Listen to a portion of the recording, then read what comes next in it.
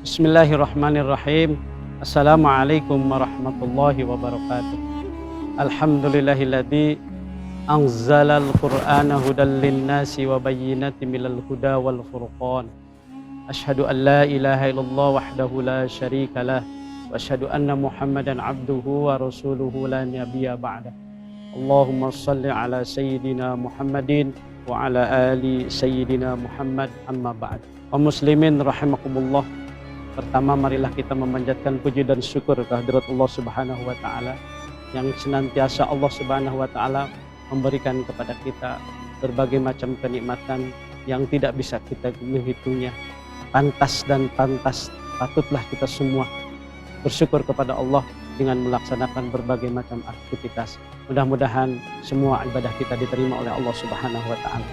Salawat dan salam senantiasa tersampaikan kepada baginda kita Rasulullah Muhammad Sallallahu Alaihi Wasallam yang senantiasa kepada kita, kepada umatnya sayang, memberikan tausiah-tausiahnya, memberikan ilmunya melalui hadisnya yang kita baca, senantiasa menjadikan ilmu bagi kita semua. Dan mudah-mudahan sholawat yang kita baca juga disampaikan oleh malaikatnya Allah kepada Rasulullah Sallallahu Alaihi Wasallam dan disimpan sebagai amal kita, dan kita mendapatkan syafaat dari beliau nanti di yaumul qiyamah. Amin ya Allah ya rabbal alamin. Hadirin rahimakumullah, ada orang-orang yang sangat dirindukan oleh surga. Hadis Rasulullah sallallahu alaihi wasallam bersabda, al jannatu mustaqatun ila arba'atin nafarin. Surga itu rindu kepada 4 orang. Siapa yang dirindukan oleh surga? Siapa yang ingin kedatangan oleh surga? Yang pertama adalah talil Quran, orang-orang yang membaca Quran. Kitab Quran itu dari dulu tidak pernah berubah. Kitab Quran itu isinya semua lengkap, tidak ada keraguan bagi kita sebagai orang yang beriman. La raiba fihi hudal lil muttaqin. Tidak ada ragu-ragu lagi sebagai petunjuk bagi orang-orang yang bertakwa. Quran jangan hanya jadi pajangan, tetapi Al-Quran adalah harus dibaca. Karena kata Nabi Sallallahu Alaihi Wasallam, Iqra'ul Quran fa innahu ya'ti yaumal qiyamati syafi'an li ashabihi. Bacalah olehmu Al-Quran, karena sesungguhnya Al-Quran akan memberikan syafaat, pertolongan nanti di yaumil qiyamah bagi orang yang membacanya. Oleh karena itu, orang yang sering membaca Quran, orang yang rajin membaca Quran, orang yang menelaah membaca Quran, orang yang memberikan ajaran Al-Qurannya kepada orang lain, orang yang terus menggali ilmu-ilmu dari Al-Quran, mereka lah orang yang dirindukan oleh Allah Subhanahu wa taala, orang yang dirindukan oleh surganya Allah Subhanahu wa taala. Berarti kalau orang yang sudah dirindukan oleh Allah Subhanahu wa taala dan oleh surga, dijamin orang yang senantiasa mempelajari Al-Quran, dia akan dimasukkan ke dalam surganya Allah Subhanahu wa taala. Yang kedua adalah wahafidhil lisan.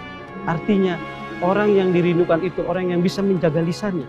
Terutama di bulan Ramadan ini, lisannya dijaga, jangan mengatakan sesuatu hal yang tidak baik.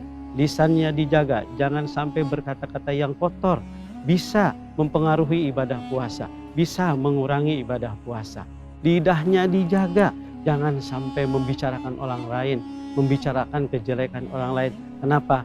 Karena nanti apa yang dilakukan oleh lisan, apa yang diucapkan oleh lisan, itu akan mengurangi ibadah puasa. Tetapi sebaliknya, kalau lisannya dijaga, terutama di bulan puasa dan selanjutnya hikmah setelah di bulan puasa, dia jadi baik lisannya, terus melakukan kebaikan, insya Allah dia akan dirindukan oleh surganya Allah Subhanahu wa taala. Lalu yang ketiga, orang-orang yang dirindukan oleh surga adalah wa mut'imil ji'an.